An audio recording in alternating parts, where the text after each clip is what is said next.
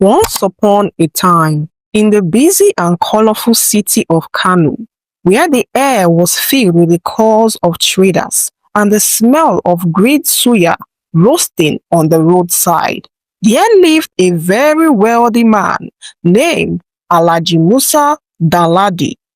He was a respected businessman known for his fleet of buses, large warehouses, and a huge mansion that stood proudly at the edge of the city. His home was the kind of place people slowed down to look at whenever they passed by. Tall gates, painted gold, a fountain that danced in the sunlight, and walls high enough to keep the world outside. Alhaji Musa had only one wife, Hajia Zainab, a quiet and graceful woman. Together, they had 7 children, 5 boys and 2 girls. In the eyes of the community, they were a blessed family. But inside the walls of their beautiful home, there was a crack invisible to outsiders, but deep enough to grow into something dangerous. The crack ate them slowly from the inside. From the time they were little, Alhaji made it clear who his favorites were. His first son, Kabir, and his first daughter, Aisha, would do no wrong in his eyes. When they did well in school, he would throw small parties for them, telling everyone how proud he was. But when any of the other children failed, he would shake his head and laugh bitterly. "Useless child," he would say in front of everyone. "I don't know why you even go to school." These words, sharp as knives, often landed on Sani, the second son, and Rukeya, the youngest girl. As they began to grow, when Aisha would cook, he would taste it and smile. "This is my daughter." But if Rukeya did the same, he would find a fault. "Too much salt. Can't you even cook well?" Sometimes it was because their school grades were not as good as Kabir's and Aisha's. Other times it was because they simply didn't meet the standard their father had set in his mind. Hajia Zainab noticed the difference in the way her husband treated their children. Many times she would tell him quietly at night, "Alhaji, they are all our children. If you compare them like this, you will break their hearts." But Alhaji would wave her words away like smoke. "Zainab, you women don't understand. I am preparing them for the real world. Only the strong survive." Yet, what he called preparing them was slowly planting a seed of resentment inside the less favored children. They didn't just feel angry at their father, they also began to envy and resent the siblings who received his love so easily. Birthdays were the worst. On Kabir and Aisha's birthdays, Alhaji would buy expensive cakes, invite friends, and even hire musicians. But when it came to the others, he would shrug and say, "What are you celebrating? Work hard first before celebrating." In their academics, the difference showed too. Aisha was given a private tutor for her exams, but Rukeya had to study on her own. The children who were loved the most glowed with confidence. The others, though quiet on the outside, carried silent wounds inside their hearts. They began to talk less at the dining table, avoid family outings, and find comfort in friends outside the house. It was only the beginning, but already the seed of hate had been planted, and though no one could see it yet, that seed was slowly growing into something far more poisonous than anyone could imagine. Years passed, and the Dalandi children grew into young adults. The voices of the boys became deeper, and the laughter of the girls softer. But inside, the wounds from their childhood had only grown deeper. By now, Kabir was studying business administration in London, fully sponsored by Alhaji. Aisha was in her final year, at a private university in Abuja, driving a shiny car her father had bought for her as a reward for making him proud. Meanwhile, Sani, who had always been called the useless child, finished his secondary school. He wanted to be an engineer and go to the best school, just like his brother. But Alhaji refused to pay for any expensive school. Instead, he was enrolled in a small polytechnic. His father didn't hide his disappointment. "You will waste my money," he told him one evening while sipping tea on the balcony. "Better to study in that polytechnic." Rukeya had always dreamed of opening her own small bakery. She loved the smell of fresh pastries and spent hours experimenting with recipes at home. But without the financial support her favored siblings enjoyed, her dream remained just a dream because Alhaji Musa wasn't in support of it. While Aisha, on the other hand, posted pictures of campus parties online and was on the road to fulfilling her dream, Rukeya cried over the life she could have had. The difference in treatment didn't go unnoticed among the siblings themselves. Aisha and Kabir carried themselves with arrogance of those who had always been chosen. They never meant to hurt their brothers or sister, but their confidence often came off as pride.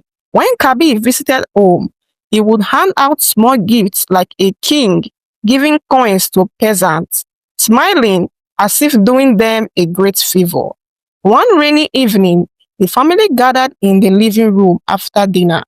The rain drummed on the roof, and Kabir sat telling stories about London, how the streets sparkled at night, and how the shops were full of things people here cannot even imagine. Sani, who had been silent, finally spoke. "We know, Kabir. We have heard this before. You don't have to remind us every time you come back." Kabir raised an eyebrow. "Why are you so bitter? If you worked harder, maybe you did be telling your own stories too."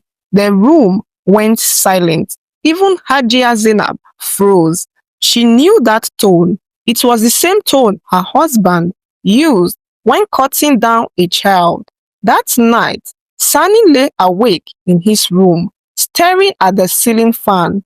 He could feel the seed of hate inside him stretching its roots. It wasn't just Kabir. It was the way the whole family leaned more towards some and away from others, like a tree growing towards the sun and leaving certain branches in the shade. On the other hand, Alhaji Musa carried on as if nothing was wrong. The family's public image remained perfect at weddings, mosque gatherings, and business events. They arrived together, smiling for the cameras. People whispered, "What a blessed family." But inside, the house was like a bottle being shaken, full of pressure, waiting for the day it would explode. The Harmattan wind has just begun, carrying with them a dry, dusty chill. It was the kind of weather that made the air feel thin and dry. One morning, before the sun was fully up, a Danladi household was shaken awake by hurried footsteps and loud cries. Alhaji Musa had been found slumped in his study chair, his prayer beads hanging loosely from his fingers. His eyes were closed, his breathing still. The doctor later confirmed it was a heart attack. The city mourned. Neighbors came to offer condolences and pay their last respect. Business associates filled the compound, speaking in low, respectful voices. The mosque overflowed during his burial prayer. From the outside, it looked like the perfect farewell for a man of status. But inside the hearts of some of his children, there was no peace, only a strange mix of grief, confusion, and bitterness. For weeks, the family lived in a fog of mourning. Hajia Zainab, dressed in white from head to toe, moved like a shadow through the house.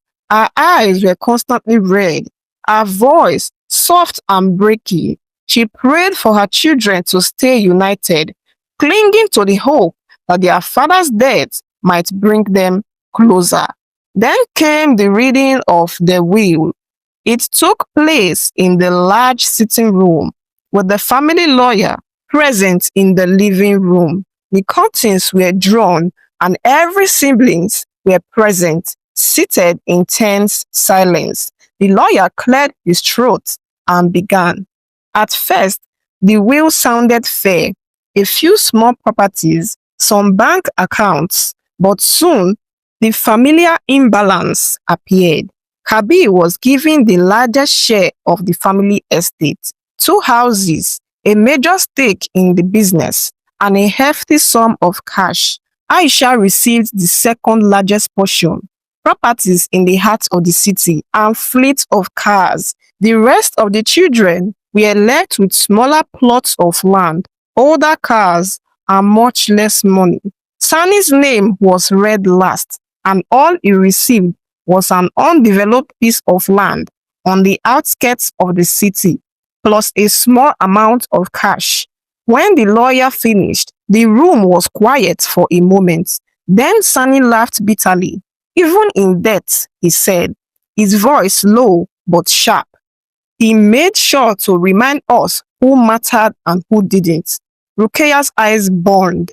This is what Mama warned him about. Now see what he has done. Kabi's tone was defensive. It's not our fault Father valued us more. Maybe if you had worked harder, things would be different. That comment sparked anger. Voices rose. Old grudges spilled into the open. Aisha accused Sani of jealousy. Sani accused her of living off favoritism.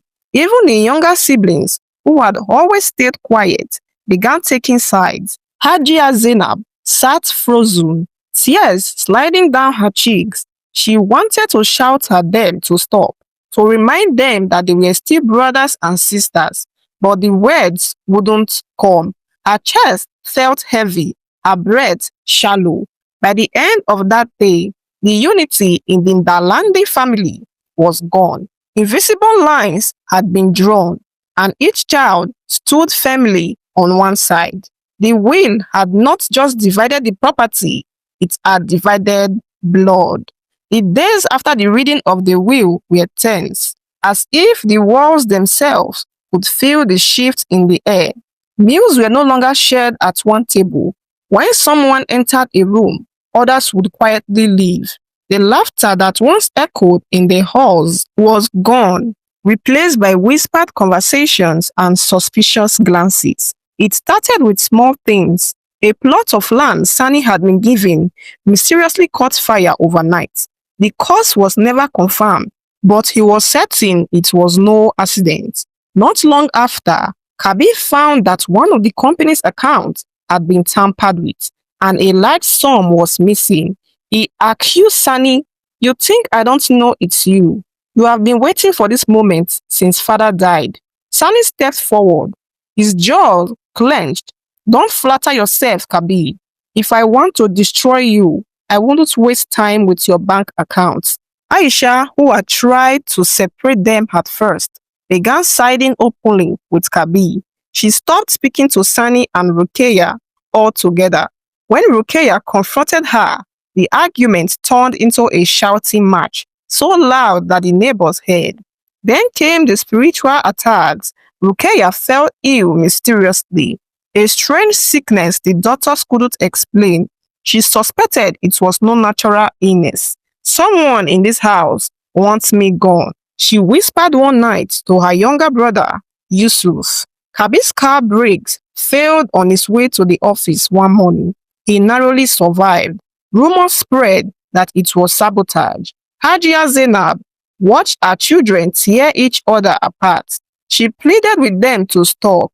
"Your father's mistakes must not be your mistakes too," she cried. "You are one blood." But her words fell on deaf ears.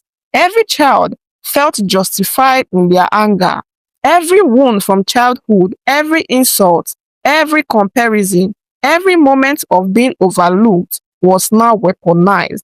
They no longer saw each other as brothers and sisters. They were now rivals, each convinced that the others were their enemies. At night, the compound was quiet but not peaceful, and Hajia Zainab, already weak from grief, began to carry a new burden, the fear that her children's hatred would destroy not just the Dalandi household, but her own heart. It happened on a humid Thursday morning. Hajia Zainab had spent the night tossing in bed, her mind restless. She could still hear her children's raised voices from the day before, each accusing the other of stealing, lying, and plotting. Her heart was heavy, her body tired. She rose early and slowly made her way to the courtyard. She hoped to speak to them again, to beg them one more time to stop this madness. But instead of peace, she found chaos. Kabi and Sani were in the middle of a heated argument, their voices echoing through the compound. Rukeya was screaming at Aisha, who was crying but still shouting back. Yusuf stood by the corner, glaring at them all with folded arms. The younger ones had joined sides, each hurling insults at the other. You are all fools, Kabi yelled, and you are a greedy liar, Sani spat back. Hajia Zainab stepped forward, her hands trembling. Enough, she cried, but no one heard her voice. The arguments grew louder and more violent. The accusations turned physical, and they began fighting and exchanging blows. Something inside her chest twisted sharply. She grabbed her heart, gasping. Mother! Aisha screamed as she saw her fall to her knees. The fighting stopped instantly, but it was too late. Her breathing was shallow, her eyes darting between them, her 7 children, and tears pooled in her eyes. Her lips trembled as she whispered, barely audible, your father left me this curse, but you made it worse. She collapsed fully. By the time they got her to the hospital, she was gone. The doctor's words were cold but final. Heart attack, triggered by stress and hypertension. The house was quiet that night, but it was not the peace they had wanted. No one could look at each other in the eye. The same siblings who had cursed and fought one another now sat in the same room, silent, each lost in their own guilt. The truth was undeniable. They had been so blinded by hate that they had killed the only parents they had left. Days later, they buried her beside their father. It was only at her graveside, as the dust covered the coffin, that the full weight of what they had done sank in. Kabi's shoulders shook as he wept. Sani could not stop muttering, I am sorry. Aisha held Rukeya's hand, and for the first time in months, they didn't pull away from each other. But it was too late. The damage was done. The love that once made them a family had been buried with their mother. And the lesson, the bitter, painful lesson, would remain with them for the rest of their lives. When a parent plants the seed of favoritism, it grows fruits so poisonous, it destroys the very home it once shaded. Subscribe to Folktales by Unique for more true African and Nigerian stories that teach and shock.